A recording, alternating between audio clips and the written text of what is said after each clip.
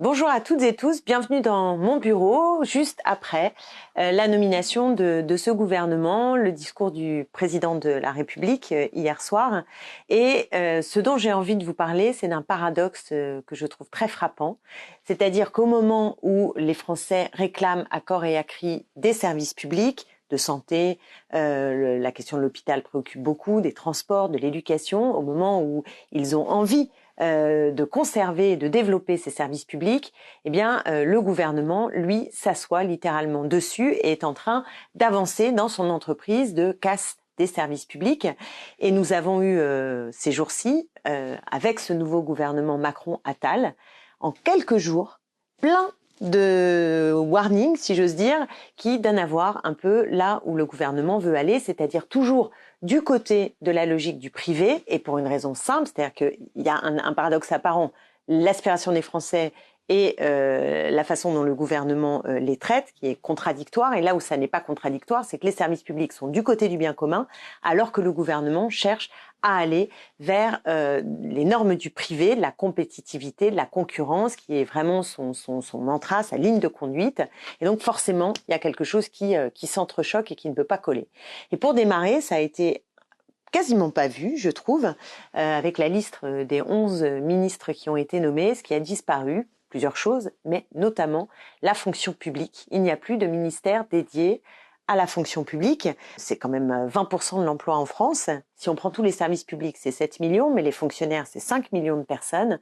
Et évidemment que c'est tout à fait clé, puisque les 4/5 des services publics reposent sur la fonction publique. Donc le ministère dédié à la fonction publique, c'est celui qui va être chargé de ces emplois de l'État, des collectivités, mais aussi ceux qui vont permettre, enfin c'est le ministère qui va permettre de piloter normalement cet enjeu des services publics. Eh bien, le fait qu'il n'y en ait plus, je trouve que c'est assez signifiant, ça nous raconte quelque chose, comme il n'y a plus d'ailleurs de ministère du logement, de ministère des transports ou alors un ministère de l'écologie qui est encore une fois relégué à la 10e place, qui en dit terriblement long sur l'écologie. Donc ça a été la première chose qui m'a frappée. Et puis, vous l'avez tous entendu, juste derrière, on a immédiatement eu droit à la polémique de la ministre de l'Éducation nationale. Alors là, on rentre dans le cœur du sujet, c'est épouvantable, avec une ministre qui, comme malheureusement beaucoup de ministres de l'Éducation nationale des derniers gouvernements, et quand je dis dernier, ça remonte en décennies, a mis son enfant dans le privé.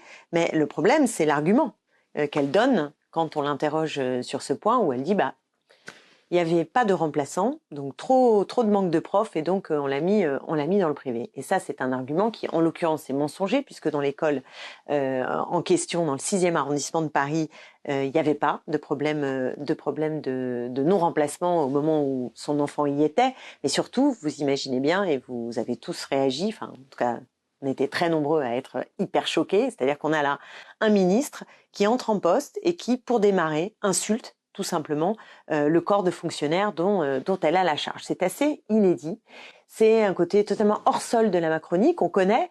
Le fait d'assumer aussi l'entre-soi du privé. Le privé, c'est moins de 20% des élèves en France qui sont dans le privé. Et ce privé qui, quand je dis entre-soi, c'est que ce sont les enfants socialement les plus favorisés qui sont, en revanche, ils sont financés à plus de 70%, je crois que c'est 75%. Vous retrouverez tout ça dans la très bonne tribune de mon collègue Alexis Corbière dans Libération. Peut-être vous l'avez en lien quelque part sur l'ensemble de mes réseaux sociaux, parce que je l'ai trouvée particulièrement performante, mais qui nous dit qu'on donne... Le public donne beaucoup d'argent pour des élèves qui sont socialement favorisés et au détriment forcément du système public qui se dégrade. Et donc en réalité, la ministre, elle devrait d'abord, quand elle débarque, quand elle arrive, pas qu'elle débarque, mais qu'elle arrive, elle devrait commencer par donner confiance en ses agents et certainement pas affirmer et lancer une telle polémique. Enfin, c'est absolument délirant. Alors, on ne s'est pas arrêté là parce que dans le même moment, Gabriel Attal, en fanfare, nous annonce, waouh, merveilleux, que 32 milliards d'euros, excusez du peu, vont être investis dans l'hôpital public. Donc ça veut dire qu'il sent bien qu'il y a une préoccupation montante. Je crois que la santé, dans toute une série d'indicateurs des préoccupations des Français, est carrément en tête.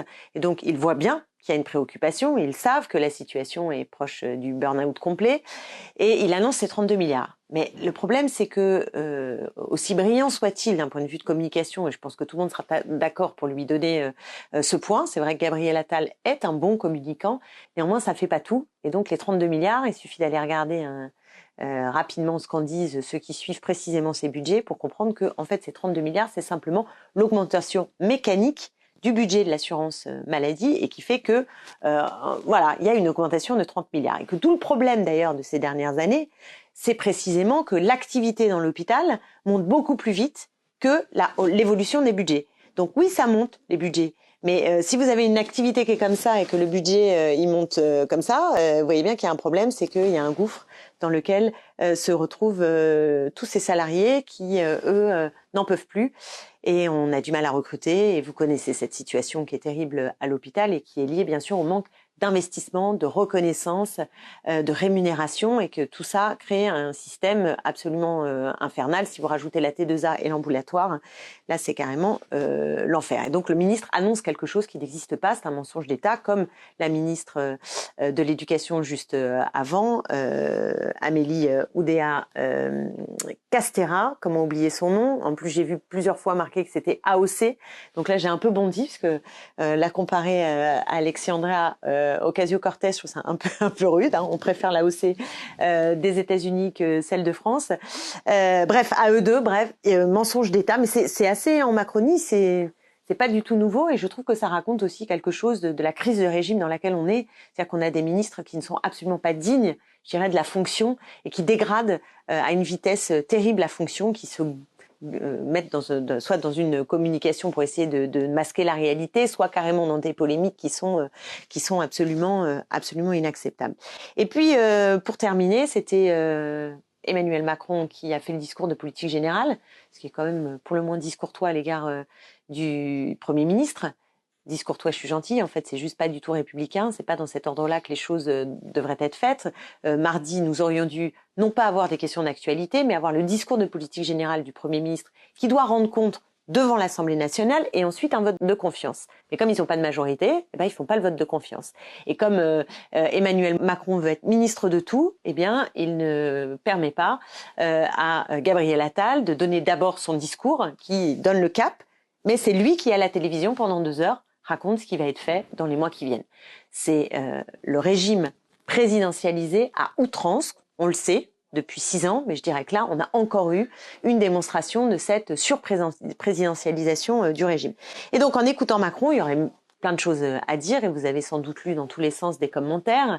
Chacun peut observer tantôt quelque chose de l'ordre du vide, hein, parce qu'il y a beaucoup de mots, parfois des propositions qui sont en fait des trucs qui existent déjà pour pas grand-chose, c'est-à-dire 2 heures pour ça, c'est très fatigant. En même temps, on voit à quel point ça se décale sans arrêt vers la droite, par rapport à il y a 6 ans, en même temps, pour ceux qui ont cru, bon, il y avait quand même, quand on écoutait dans les discours, les mots, voire même les propositions, on pouvait se dire, bon, il y a un petit peu à boire et à manger. Là, il n'y a plus du tout rien, ni à boire ni à manger, il n'y a que une dégringolade côté Sarkozy, ce qui est très affirmé. Bref, toujours sur la question des services publics, il a dit que les fonctionnaires devaient être davantage rémunérés au mérite. C'est passé un peu comme l'absence du ministre de la fonction publique, un peu à la trappe, mais je trouve que ça en dit très long sur sa conception des fonctionnaires, sur sa conception du service public, parce que d'abord, les fonctionnaires devraient être mieux rémunérés, point. Ça, c'est déjà essentiel. Quand on dit au mérite, c'est travailler plus pour gagner plus, c'est très sarkozyste, mais les fonctionnaires, leur salaire stagne depuis une vingtaine d'années, alors qu'ils montent dans le privé, alors pas assez, mais si vous faites une comparaison sur une échelle de 10 ans, là, très récente, c'est une augmentation dans le privé de l'ordre de 13%, et c'est la stagnation pour les salaires des fonctionnaires. Et ça, c'est pas ce qu'on a dans notre tête, puisqu'on est sans arrêt alimenté par ce sont des privilégiés, des feignants, blablabla. Donc on finit par en oublier la réalité. Il y a un appauvrissement des fonctionnaires qui est très important et qui aboutit même à une dégringolade pour les catégories B et C qui, eux, voient leur rémunération carrément baisser. Donc il faut augmenter. Il faut dégeler le point d'indice et même au-delà, il faut faire en sorte qu'on ait des bas salaires qui augmentent pour les catégories notamment B et C. Ça, c'est l'urgence absolue. Mais si vous mettez le mérite, ce qui vient immédiatement, c'est toute cette importation des logiques du privé qui ne correspondent pas vraiment à la logique du service public. Normalement, par exemple, la question de la coopération, de la relation humaine devrait être valorisé dans le service public et dans la fonction publique, encore plus, je dirais, que dans le privé, même si ce serait bien que dans le privé, on s'en occupe aussi. Et là, c'est le mérite. Forcément, il peut avoir une dimension arbitraire, surtout à l'heure de la T2A, à l'heure du reporting, que connaissent bien tous les fonctionnaires, ou par exemple, quand vous êtes à l'hôpital, quand vous êtes même prof, quand vous êtes, je sais pas, dans un centre social, n'importe quoi, vous passez un temps de plus en plus grand à devoir rentrer des comptabilités de ce que vous avez fait, et pendant tout ce temps où vous devez rentrer dans des cases j'ai passé tant d'heures avec un tel et ça a donné ça, etc. C'est du temps que vous ne passez pas à écouter un jeune, par exemple si vous êtes dans un centre psy, à écouter un jeune qui a peut-être envie de se suicider, ou que vous passez pas avec une personne âgée dans un hôpital en gériatrie pour lui tenir la main et simplement faire autre chose qu'une piqûre ou lui donner trois comprimés. Donc c'est vraiment une logique qui est une logique qui est en train de tuer le service public. C'est la dépense publique, le problème de la réduction de la dépense publique, mais c'est pas que ça en fait. C'est l'esprit public lui-même qui est en train de sortir des services publics jusqu'au sommet de l'État, puisqu'on l'a vu avec le pantouflage, le recours au cabinet privé, toute une mentalité, tout un état d'esprit qui quitte le cadre du public, de l'intérêt général, du commun, pour aller vers c'est la sonnerie. Ça veut dire qu'on doit aller voter à l'Assemblée nationale, vous inquiétez pas, je reste avec vous. et donc tout cet état d'esprit qui est en train totalement de casser le service public. Voilà. Et si on met tout ça bout à bout en quelques jours, on voit bien que le programme, le projet, la vision de ce gouvernement, de cette Macronie, tourne littéralement le dos au développement des services publics dont on aurait besoin parce que c'est une condition de l'égalité. Le service public, normalement, il est né aussi pour ça. Il doit desservir tout le monde, quel que soit son âge, son sexe, là où il habite, etc.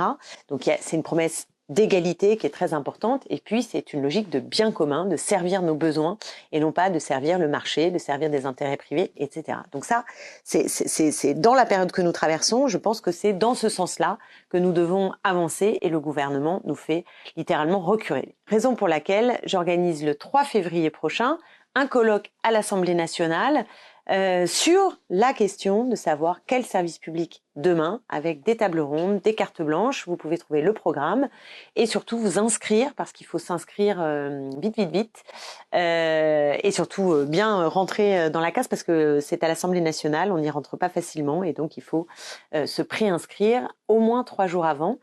Vous êtes les bienvenus, et à très bientôt.